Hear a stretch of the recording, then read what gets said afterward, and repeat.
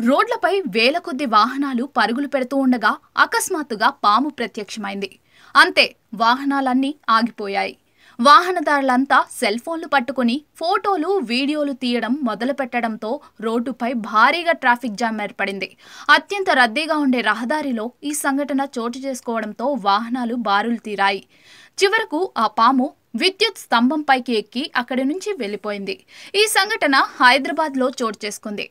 హైదరాబాద్లోని అత్యంత రద్దీగా ఉండే హిమాయత్ నగర్ లిబర్టీ చౌరస్తాలో శుక్రవారం సాయంత్రం తాచుపాము కలకలం రేపింది. లిబర్టీ చౌరస్తా సిగ్నల్ వద్ద వేప చెట్టు ఉంది. ఆ చెట్టుపై అకస్మాత్తుగా పాము ప్రత్యక్షమైంది.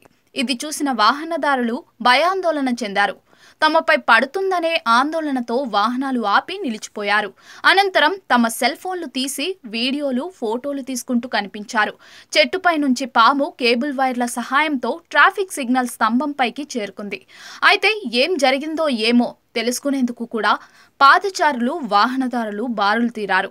ఈ కారణంగా లిబర్టీ చౌరస్తాలో భారీగా ట్రాఫిక్ జామ్ అయింది. విషయం తెలుసుకున్న పోలీసులు వెంటనే చర్యలు తీసుకున్నారు. వాహనాలు నిలవకుండా వెంటనే ముందుకు పోనిచ్చారు. వాహనదారులు నిలబడకుండా చర్యలు తీసుకోవడంతో కొన్ని నిమిషాల తర్వాత ట్రాఫిక్ పునరుద్ధరణ జరిగింది. అయితే సిగ్నల్లో పాము ప్రత్యక్షమవడంతో స్థానికంగా చర్చనీయాంశంగా మారింది. దీనికి సంబంధించిన దృశ్యాలు, వీడియోలు చక్కర్లు కొడుతున్నాయి.